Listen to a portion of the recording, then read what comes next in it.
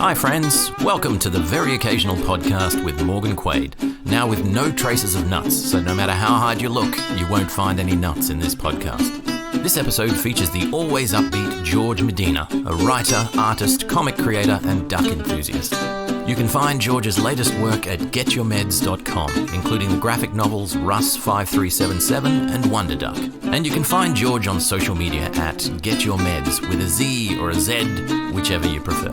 Before we get to the show, don't forget to like and subscribe to the podcast, because if I get my channel to 500 subscribers, my tailor is going to sew me a new pair of slacks.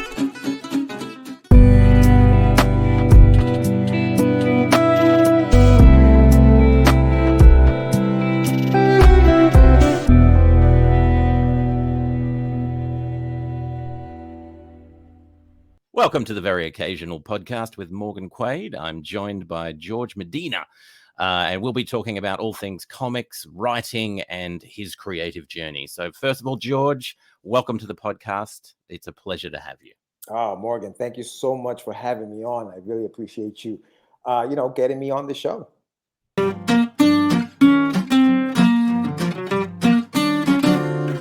So let's get started. We'll dive right into your creative journey. When was your first experience with comics that you can really remember?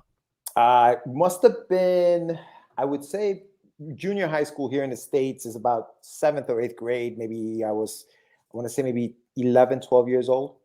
I was going to a Catholic school, and a buddy of mine got me into, he said, hey, look, there's a comic book shop down the street, comic books. Yeah, cool, let's go get them.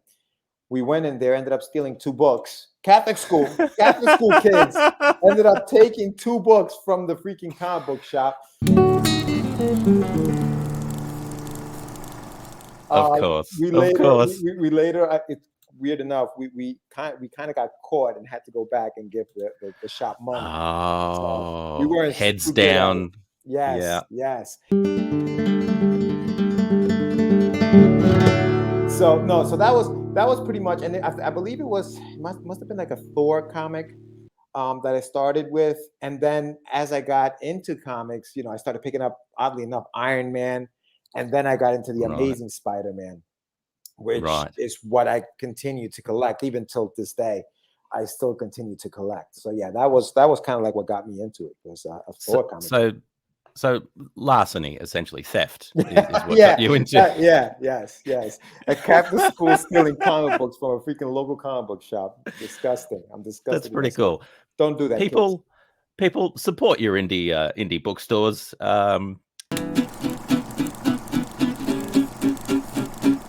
Yeah, let's not steal too much stuff. Steal from and so at that time it wasn't even like a comic book shop. It was like a regular, just we call them like a newsagent corner. Yeah, just like a corner store, but it had the spinner racks, and it was that thing. Yeah, so it wasn't even like a comic book shop, because I didn't really go into a comic book shop till much later, because there weren't really any back in the late 80s. Not too many where I was anyway. It was all spinner racks at corner stores. That's what it was. Right. Yeah. And when did you decide to start creating, or first look at, hey, I could do this, or I want to do this? That was it. That was the moment. So the buddy of mine who we bought the comic books with, we were like, yeah, dude, I think we can do this, and so we started creating our own characters, and Fire and Ice or something like that it was called. I still have some of those images. And we started just doing, but I didn't take it seriously until much later, when I took a course at the School of Visual Arts, and that's when I kind of started taking it seriously. But I wanted to kind of do that because I never wanted to draw comics for anyone. Like as much as I loved the comics that I was collecting, I never really wanted to work for Marvel or DC. And I don't know if it was a case of like, man, I don't know if I can even work for them. So why even bother? Let me just do my own thing. I don't know. Maybe psychologically that was the mindset. But I never even thought about that. Like I created my own stuff, and I always was just creating my own characters.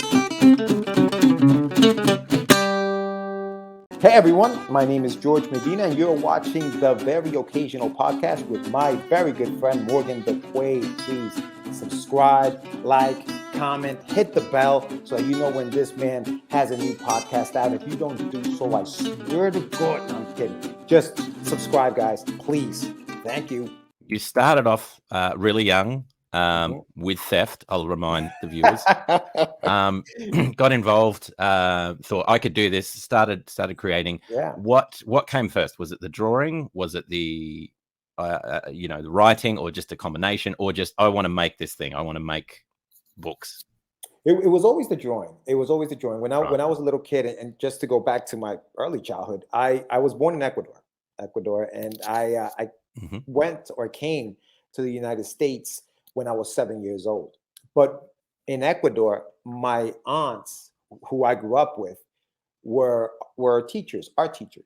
So the art bug was always there. I would read comic strips at the time back even in Ecuador. Beetle Bailey was popular in Ecuador. I don't know if you ever heard of Beetle Bailey, but yeah, that was popular, right? So I'm in Australia, bro. I haven't heard of any of that stuff. If it's not the Phantom, we never got it. Yeah. So I was reading those comic strips. So I always liked drawing, which was a good thing, because even though I wasn't as good as of an artist to be able to create my own comics, because it takes a lot of work and it takes a lot of talent and skill to be able to tell a story that way, I was good enough where I could create the characters' looks, and I can and later on found out I can send those out to an artist and say, hey, this is what the character looks like. Just draw that better and put it in the book. Right. So there's no, I always say this, there was no Stan Lee Ditko thing who created Spiderman, because some people say, well, Stan Lee did because he created the character, but Ditko drew it. So who really created Spider-Man, right? There is none of that. It's just I draw the characters. Here's the story. The artist now just draws off of what I've created already.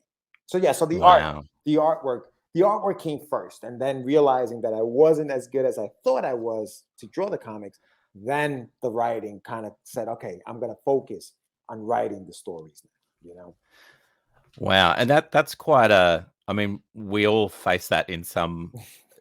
For me, it was, dude, you're never going to be able to dunk a basketball. It's just not going to happen. It doesn't matter. It doesn't matter how hard you train or what you do. That is not going to happen. And man, I tried for a long time. And then you get older and you think, not going to happen, bro. Not going to happen. Right. Yeah. So there's always that moment where you think, and I've had that with music as well, and other things where you think, I now know my limits, and that's okay. And I can work within them. And I've got to say, as a fellow writer, being able to even draw and imagine your characters before you start, that's amazing, because I can't do that. So I have to, use words and all that sort of stuff, and then send it to an artist and wait for it to come back. Yeah, there's I mean, and we live in a world of technology now, right? And so I don't know if you've heard of this whole AI thing that's happening in art. Yeah, right? man. Where like you put in taking prompts, over, bro. Yeah, whether you put in prompts and they can create certain things. I mean, I don't think it's going to take the jobs of artists yet, because I don't think the AI is there, but it can get you towards the path of create or getting a look for a character as a writer, saying, hey,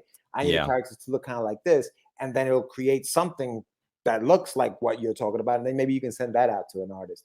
So the tool, I mean, there are a lot of tools now that are coming along, even in coloring and digital inking and all that other stuff that never was around, like when I started back in in like the early 2000s, late 90s and stuff. Yeah, it's a completely different world now. That iOS stuff scares the pants off me, though. No, it's true. It's just one step away from taking over. Absolutely. And all of our appliances rising up and stuff. So I've seen on I think it was the Facebook or the Instagram or something. I've seen sort of a picture of your writing setup. So maybe describe to us what's your process. When do you like to write? How do you get the creative juices going? I was talking to a buddy of mine who we always talk shop, and it's always good to have friends that you can talk shop with, because it's like going to the gym. They motivate you to keep writing. Yeah. So I always try surround myself with writers or creative people. That's number one. Always surround yourself with people who are creative, because they'll motivate you. What are you working on? Oh, cool. All right, yeah. Oh, that's interesting. Yeah. So I was talking to a buddy of mine, and I was telling him, like, it depends on the story what my process is, right? Like, we all know the basics, right? Every story has a beginning, middle, and end, plot, subplots, character development, all that other stuff. But depending on the story is where I give the most I kind of like focus more on. So, for example, if I'm writing a story, like I'll give you an example, Russ, right, which is the one that we were talking about before we came on the air. This was the first book I did. It started with a character. I was doodling this character in class. I was bored, doodled him, and then I was like, all right, well, let me give this guy a story. What's his story? And then I was like, oh, maybe he's an orphan. At the time, I was working at an orphanage. I was doing data entry at an orphanage. Okay. And I was like, okay, what if this is a story about a kid who lives in an orphanage and wants to escape because the orphanage isn't what he thinks it is. It's actually a lab.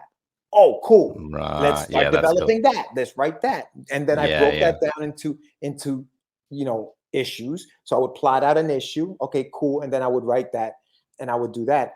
That story started out with me drawing it. And before I went into the writer's route, I used to just draw as I was going along. I never wrote a script. I was just draw and draw. But what happened with that, my problem with that is that I hit a wall. At one point, I drew myself into a corner, and then the story kind of like fizzled out. I didn't know what else to do, So I decided, you know what, maybe, and this is subjective. I mean, you may work differently than I do. I need a roadmap.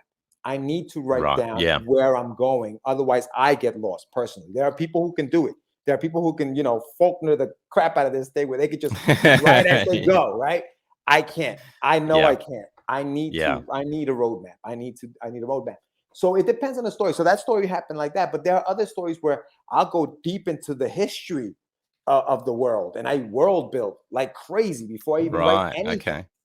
Because in my mind's eye, I don't see it yet. It hasn't developed yet. I haven't seen it yet. So I won't go into a script until I've done all that. So it really depends. It really depends. And I think I know what you're talking about with the setup. I tend to write, just write on a piece of paper and then type into the computer, old school stuff. My girlfriend's like, "What are you doing?" Like, you could just there's notepads on your phone, right? You could it's not efficient. It's not efficient. As she says, it's gonna take you forever to do that. But I like the process. I like that process of editing. You know what I mean? Yeah, dude. Absolutely. Because I can cross it out. I can do this. I can, you know what I mean? I can move it around. And then I'll go in there and I'll type it out. And as I'm typing, I'm editing because now I'm looking like, oh, okay, that's okay. I can add this in there, and I'll print that out, read through it, and edit it again. So it really depends on the story. Some stories just are easier to write than others, I think. Yeah, and honestly, I think my struggle is I should plan everything out, and I don't, and I never do because I'm so impatient to get started. So I'm one of the ones that will write myself in a corner and then have to think myself out and all that every single time. But there's something exciting about that as well, Absolutely. like not being able to see what's around the corner. But as I get older as well, I think you got to start outlining things, dude. You got to start, really working that way. And I think it's a personality thing, right? Because I think it kind of like if you're the type of person that says, "I'm just gonna dive in, man. I'm going for it." You that's what you do. You just go for it, and then you figure it out as you get along. If you're a little more cautious, you'll be like, "All right, let me work this out a little bit more. Let me see kind of what I do." My thing is, regardless of what your process is, just write, just do it. Just do it. Don't stop doing it. 100%. Don't stop. Just do it. Whatever it is you do, just do. I've had conversations with budding writers wanting to get into it, and the conversation will be, "Oh, well, I could do this, or I could do that, or how would I do this?" And it's the same thing every time. Just do it. Just do it. You're gonna need to write a ton of stuff before you get good at what you're doing. So just do it. Yeah. So tell me about a failure that you've experienced that was kind of like maybe a turning point, or just something that you've hit that you've gone, I figured out I need to do this differently because of that. Or something like that. I think I've told the story on other places too, also, but this is a big one for me. The Rust story that I was telling you about. So I was doing all the writing and all the drawing, the coloring, the lettering. I was doing everything on the book, and I got to issue 3, and I was like, oh, I don't know what else to write. I know where I want. I thought I knew where I wanted the story to go, but it didn't go that way.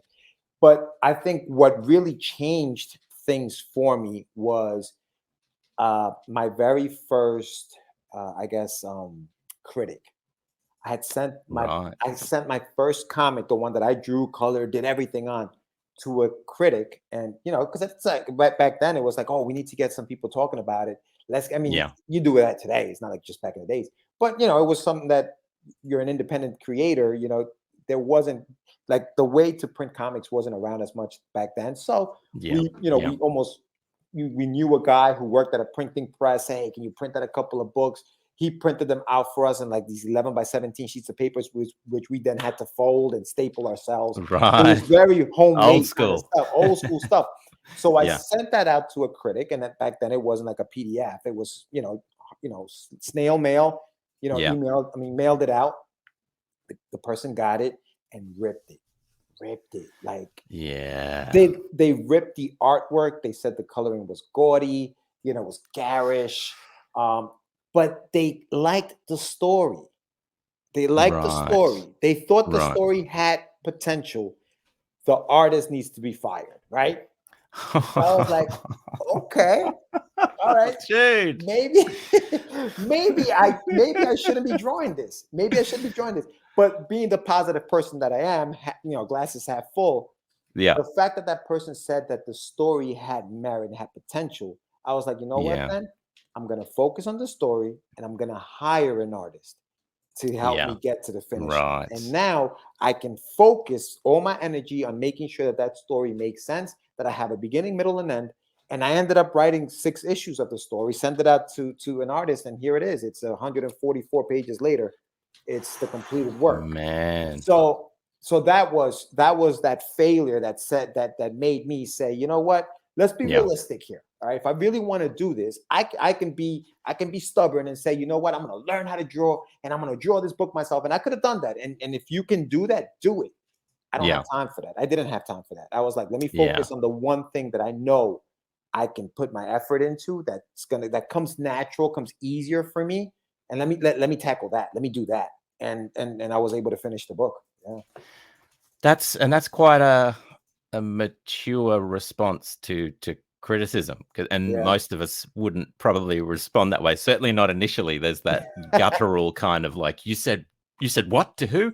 Yeah, it's pretty rough to hear that. Oh, dude, I never drew again. Like I really put the pencil down, and I never, like, it turned me off to drawing comics, but it turned me on to writing comics. The only time I've drawn again really was for my buddy Sam's one of his books. Not the only reason I did it was because it was still back in the day when we first started, and I was still, I could draw. And then just recently, I did a Kickstarter for my Wonder Duck book, and I drew a cover for that book, and that's the only time I've actually picked up the pen again to actually kind of publish something that I drew.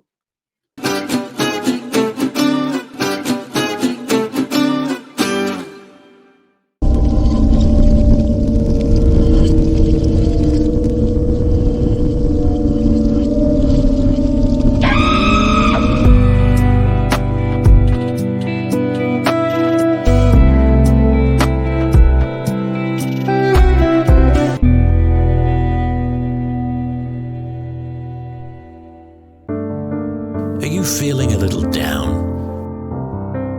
Tired of reading the same old books again and again? Looking for something different? Why not head over to the comics shop now and pick yourself up some freshly inked inspiration?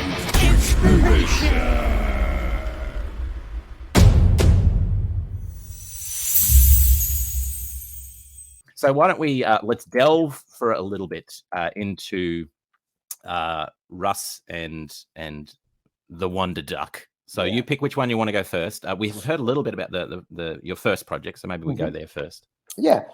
So like I said, when I first created the story, it came from like just a doodle of a character, and then it went into this whole story of a kid, who lives in an orphanage. And when you talk about when we talk about like just developing stories, and even as a writer, like how do I move this story along, right? At one point in the Yeah. story, I had the kids, you know, able to come in and out of the orphanage, right? Just be able to go out for lunch, Right. say for example. And so they had friends outside of the orphanage. But then I thought to myself, and I was like, well, if this orphanage is so bad, I want to make sure that they can't get out. And so the whole Yeah. story is about them escaping the confines of this place. So Right. Okay. so I had to narrow the story back down and say, okay, no, they're not going to get out. The way that they will have any contact with the outside world is through holographic images of friends that they might have made online or whatever, but they won't be able to Right. get out. Okay. So Yeah. I incorporated some of that stuff into it. So one of Russ's best friends is a girl named Michelle, who they communicate via these like no, not telepathic, but it's like a teleport. And she comes in, it's almost like an AI situation where they're Right. kind of Okay. Okay. communicating Yeah. that Yeah. way. Yeah.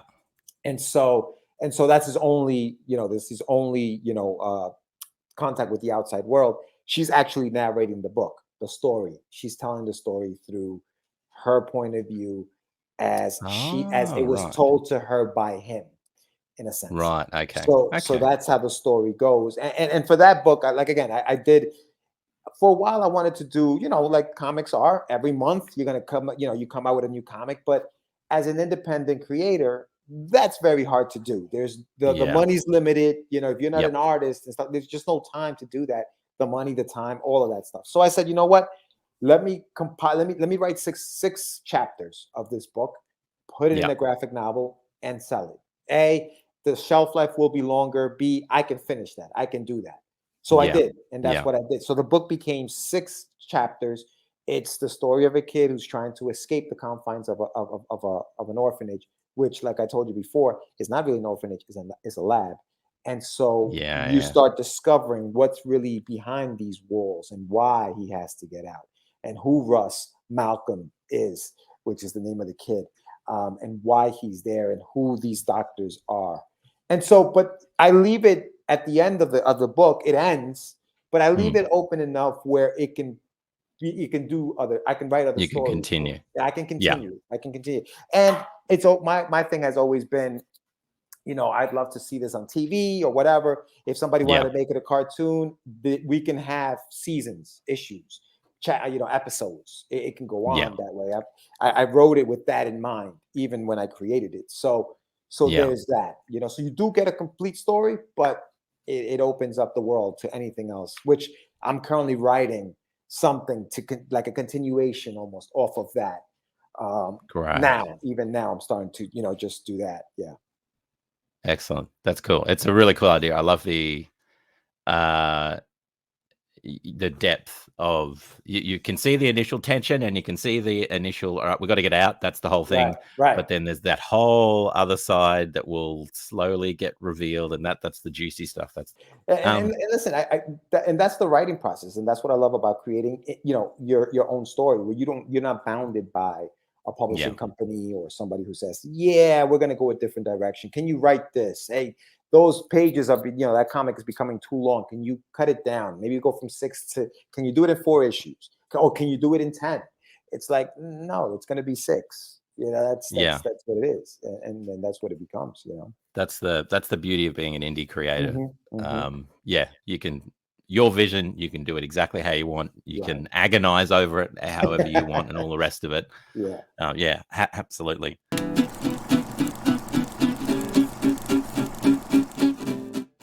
All right, we're going to quickly skip into a couple of rapid fire questions, and then we're going to go to the Duck of Wonder. Yes. The All right. Wonder Sounds Duck. good. Sounds good. So a couple of rapid fire ones for you. So you've got a choice. You've only got one choice. You have to make a choice. Star Wars, Star Trek. Oh, okay. We're gonna go with Star Wars. Oh man, you're the second one that's done that so far. Yeah, it's because I wish I had seen more Star Trek, and I did kind of like the J.J. Abrams stuff that he did, but but I'm not a Trekkie. Like I never grew up with Star Trek. Whereas with Star Wars, that's that was my as a kid growing up, that was it. It was Star Wars for me. So yes, it's going to be Star Wars. It's one of those things. If you missed it, the first time round, it's very hard to go back. Yes. And I'll tell you this, and this is probably going to be sacrilegious to all Star Wars fans, but now, if somebody recommended Star Wars to me now, I'd probably be like, no, thanks. What? This is the story about what? No, I'm good. Thank you. Like I don't think I don't think I'd be into it now. It's weird. There is I'll heap onto the sacrilege as well. There is a bit of you have the first 3 movies, which are, amazing at their time and everything that they're doing. They still hold up. You still watch them. They still work. They still make sense.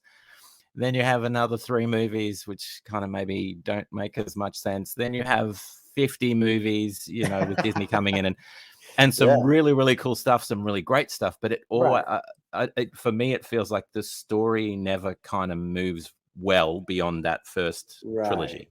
Yeah. It's always another theme on the original trilogy.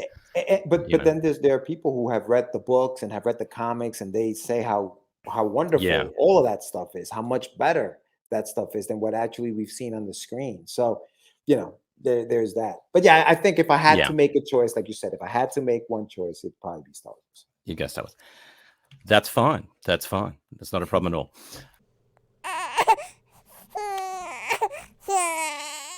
Okay, so you have the future society. The year is 2024. It's so far in the future, you can't even tell what's going to happen. It's mandated that everyone has to get one tattoo, but you're only allowed one tattoo. What is it, and where is it sitting on your body? Oh wow! Ooh, okay. So I'm gonna get a little not philosophical, but I'm gonna say to me a tattoo has to mean something, right? It can't just and it can't just be anything. So like I said, I grew up in Ecuador, humble beginnings, man, like poor as whatever. And so I think the tattoo, and me and my sister have a very close relationship, very close bond. We were each other's best friends because, our parents, like a lot of immigrant parents, came to the States for a better life, kind of left us in Ecuador while they did what they had to do here, and then sent out for us to come here. So we didn't grow up, we grew up that way.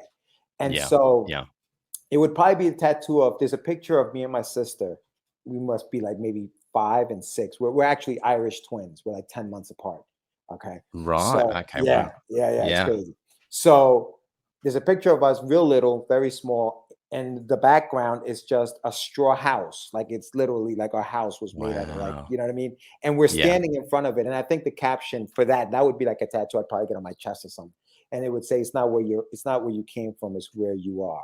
Right. Because you just because I came from that, it doesn't mean that you always have to be that. There's always growth. You should always want to grow and be better. And not that I love where I came from. That's who made me.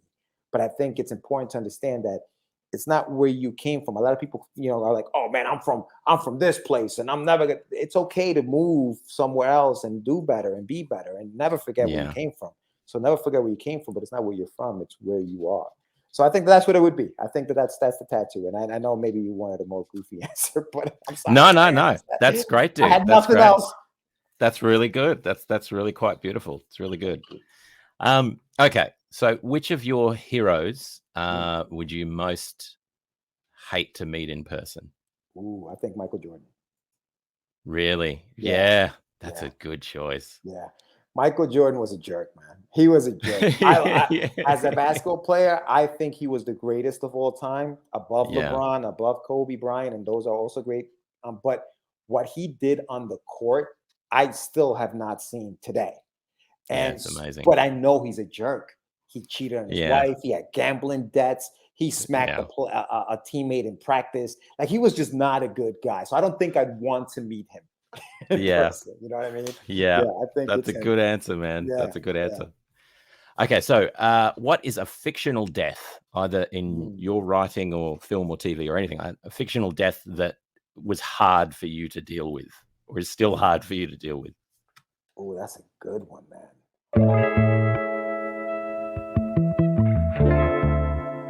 So this death didn't impact me in a way that I was like, oh man, I can't believe that happened. But I don't know if you've ever seen The Departed. Yes. Okay, Yes. and not to ruin. I mean, spoiler alert. If you haven't seen that movie, If you haven't seen it now, if you haven't seen it dude. right now. But Yeah. when that elevator door opens and Leonardo DiCaprio gets it, yeah, and I was like, what? Yo, dude, and for a while, me and my friends would joke around, yo, watch those elevator doors. Watch those elevator doors open. You never know what's coming out of there. But it was what that day. I just reminded me of that the impact, I guess, that death had. Because it was unexpected. It was the most unexpected. Yeah. When I first watched that movie, I did not expect. I mean, Leo, it's freaking Leo, bro. It's the Leo? It's the executive decision of that movie. It's the name brand star that gets knocked off that you think, but they can't do that. You can't. Right, you can't do that. Yeah, exactly. That's not a thing. Okay, so whether now or in the future, you have one toy that you're allowed to pass on to your children. What is that toy that you would pass on to future generations? The Viewmaster. You're the Viewmaster. Yeah. Wow. I think the Viewmaster is a very underrated toy. Like it was. I think it was like AI before AI. It was like that thing. You put it up here, right, and you were automatically transported into a different world, and all you were doing was just turning the little slides in front of your face, and there you were. And the brighter it was outside, the clearer the picture was. Yeah. And it's so funny because television definitely existed at that time, and as did film. Yes. But you give a kid one of those little things, and it's like your mind is blown. That is a good answer. So I think the Viewmaster. Yeah, that's a good one. All right, so this can either be from Russ or Wonder Duck, one of your characters. You're going through a McDonald's drive-through. That character is in the back. Who is the character? What are they ordering? Oh, yeah, okay. I think the character in the back is going to be. It's going to be a character that I created. His name is Backy. It's one of Russ's best friends. This guy's a wild and wacky guy. He's very loyal, but he's ready to get into anything. And I think at the heart of it, he's such a good guy. He's just like a kid, like a big kid at heart. He's going to order a Happy Meal. He's going to order a Happy Meal. He's going to have a Happy Meal with a toy. With a toy. He's going to chill in the back, and he's just going to relax. He's just going to have a good time. Yeah, for sure. Fantastic. All right. So, is there an idea? Hang on. Serious alert. We're moving back into serious writer talk. Yeah. So. Oh yeah. Okay. Writer talk. That tastes like something died in it. Okay, so is there an idea or a concept that either because it's too difficult or too edgy or whatever that you've had that is just sitting there that you're kind of too scared to go near, or just not yet? Yes. Actually, so I write these comics for kids, and Wonder Duck and Russ and all that other stuff. And while Russ deals with loss, and then the kid's in an orphanage, so he obviously doesn't have the best life. There is a story that I've been like writing, and I've been trying to write, and it's about the loss of a loved one, the loss of a man loses his wife, his girlfriend, in a horrible accident. And he has to live with that. And so it's tough to write because I think that there are a few things that are tough to write. I think comedy is something that's hard to write. I think horror is another thing that's hard to write.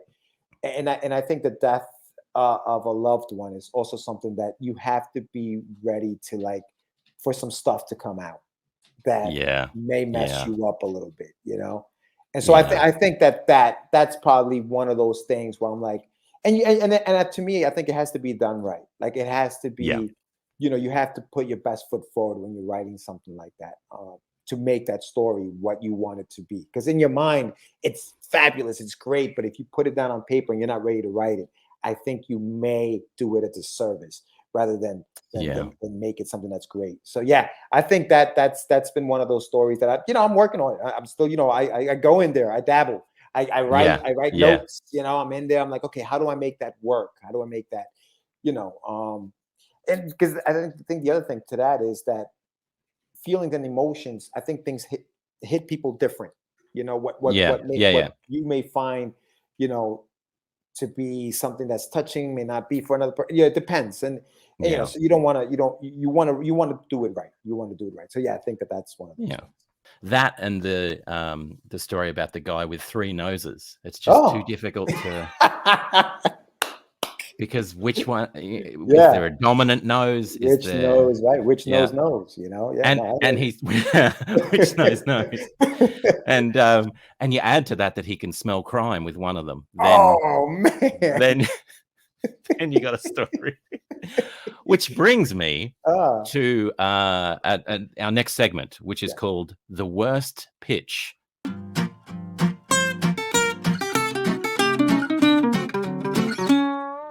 So the worst pitch, it's a pretty simple idea. We're going to each come up with a pitch or two that is probably the dumbest or worst pitch that we think could be made into either a comic or TV series or film or something like that. Gotcha. So I will start with my previous idea about the man with 3 noses, one of which can smell crime.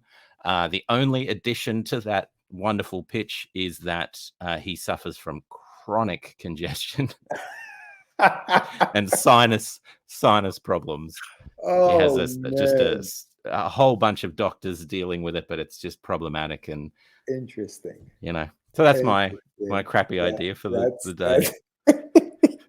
The man with 3 noses. That's kind of hard. I wish you would have let me go first. That's kind of hard. That's gonna be hard. This is the problem. The more you think about it, the more you think. But you could do that. There's some stuff in there. Even the worst pitch. There's some good. I mean, for Sharknado, for goodness sakes, it doesn't matter how bad it is. You could still do a thing with it. No, absolutely. Oh man. Yeah, it's like that guy that falls asleep and wakes up and he becomes his own bed. See, like that's terrible. That's bad. Hang on, he becomes his own what? Bed. He becomes the bed he slept on. He wakes up one morning and he's just his face is a pillow, his body it's the bed, and he just can't get out of bed. He can never get out of bed.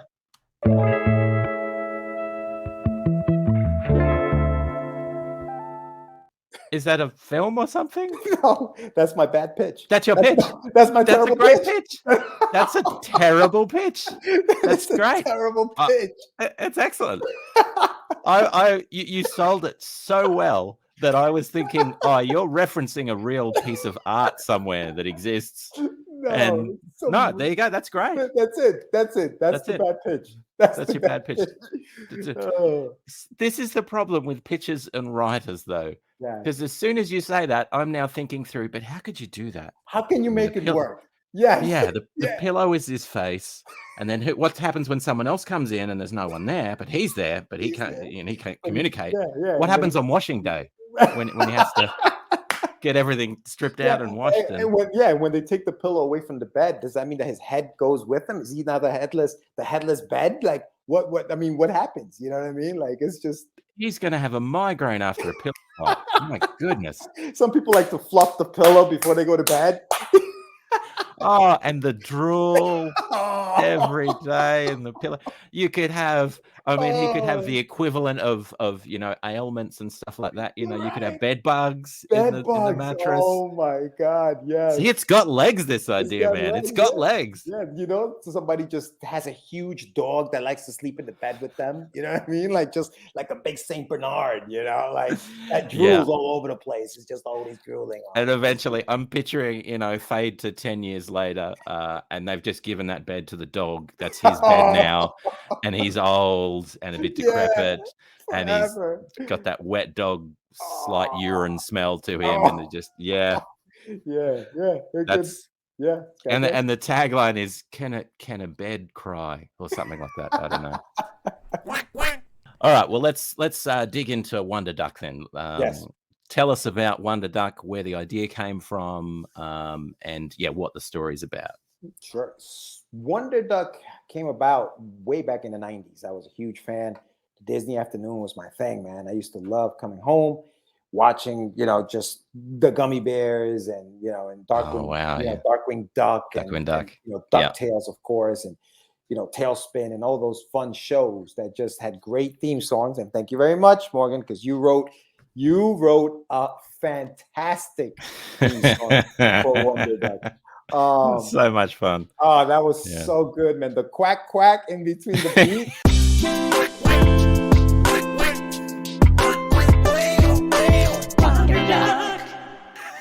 Incredible, man. I used it for my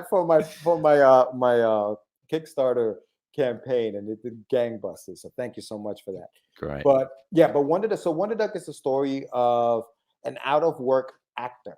His name is Duke Dalbeek, who just got fired, and he's thinking about ending it all. He's gonna jump into the water and drown, but he's a duck and he can't.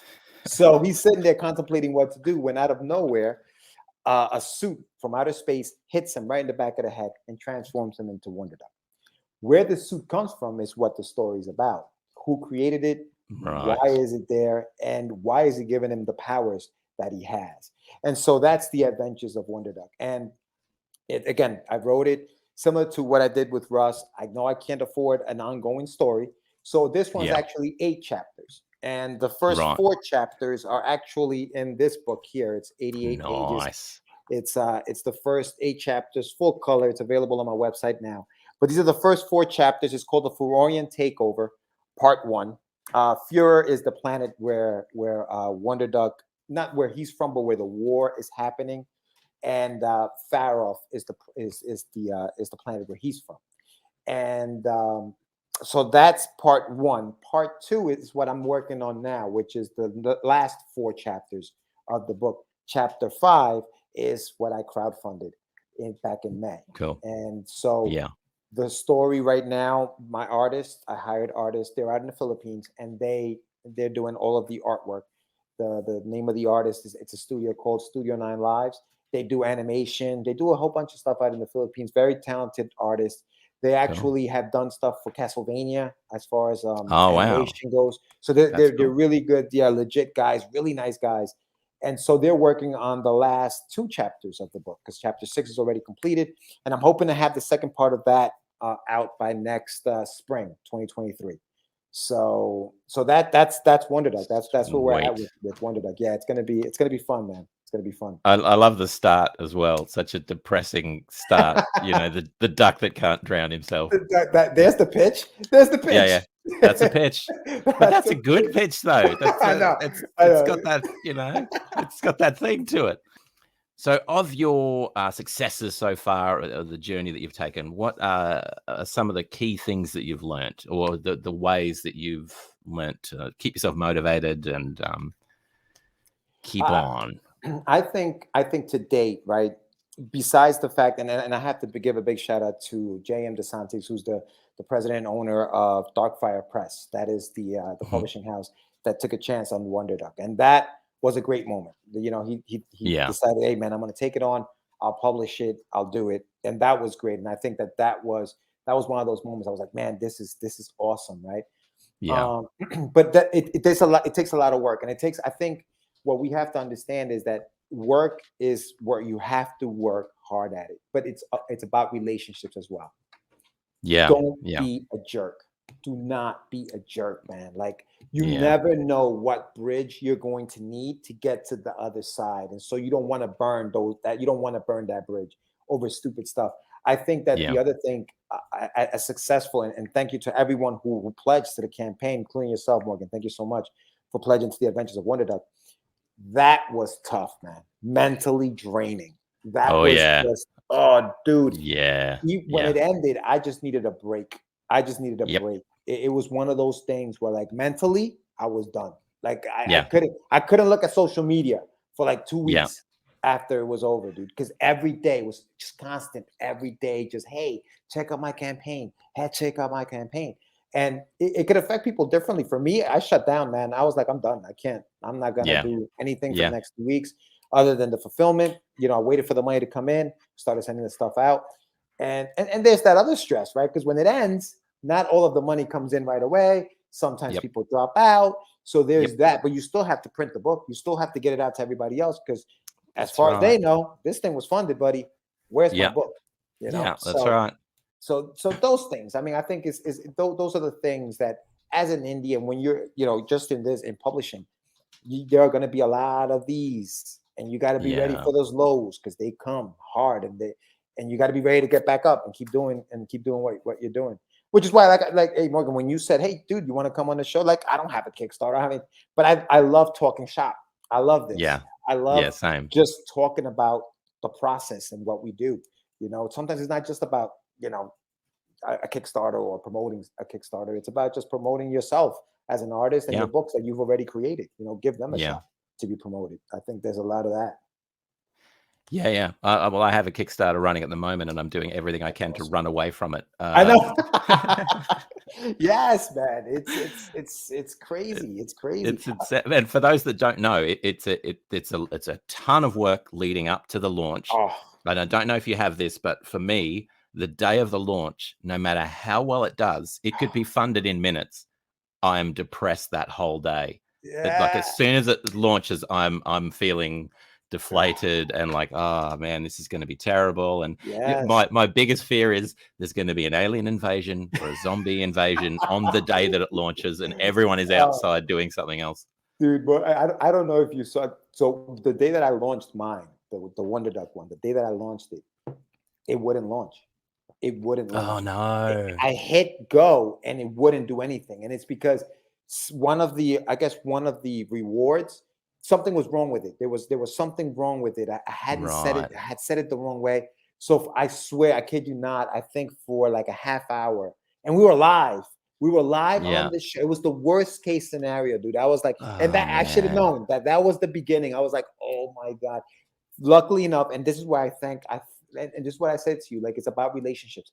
I thank everyone that stayed on that show. It just became, almost, at that point, you just had to laugh. And we all just had a good laugh about it. You know, failure to launch. George can't get it up. So like, it became, you know, it just became, and everybody was just having a good time with it. We were just laughing. It was just fun. Finally, it launched, and I was funded in like 45 minutes. So it worked out. It worked out. But that it's like you said, it's like right before the fear of something going wrong at the wrong time. Absolutely. It's just crazy. It's just crazy. It's almost like your next campaign, you have to just fabricate exactly the same situation. It's like you've got a lobby set up and you're just waiting for enough people to drop in, and then, okay, now we'll launch. I fixed the problem. Click. Yeah, that's a good ploy. Now you should keep doing that. I might do that with my next one, actually. That's a good idea.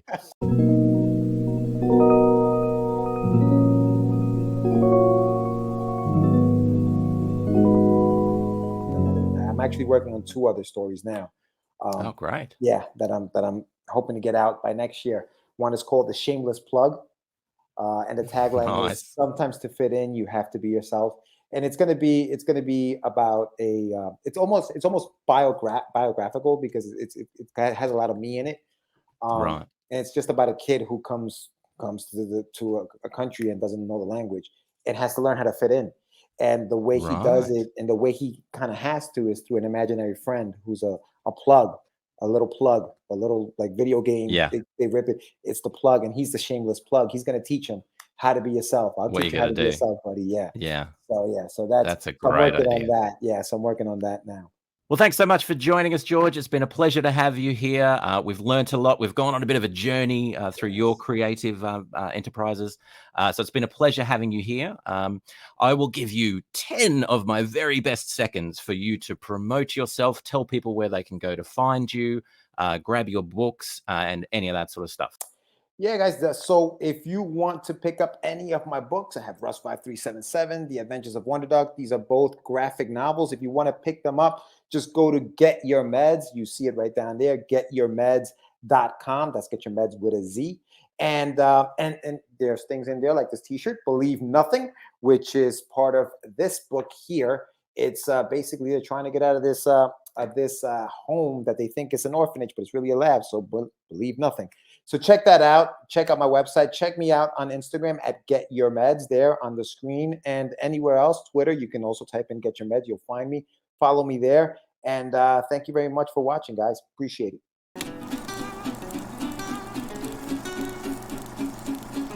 It drops when it drops. And if I leave it for a year and don't do it, dude, it's in the title. It said very occasional. And it's not just occasional. It's very occasional. Very occasional. Yeah.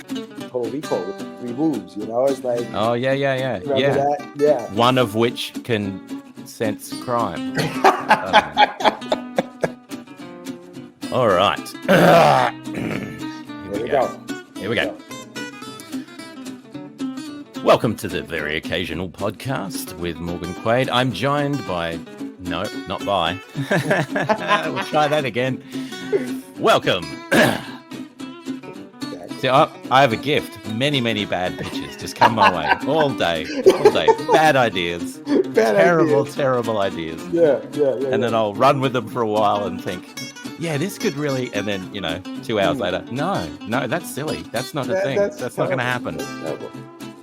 I'm not going to give you an opinion on Twilight because that's not my thing. So, I'm not going to tell you what I feel about something that I'm never going to get involved in. Anyway.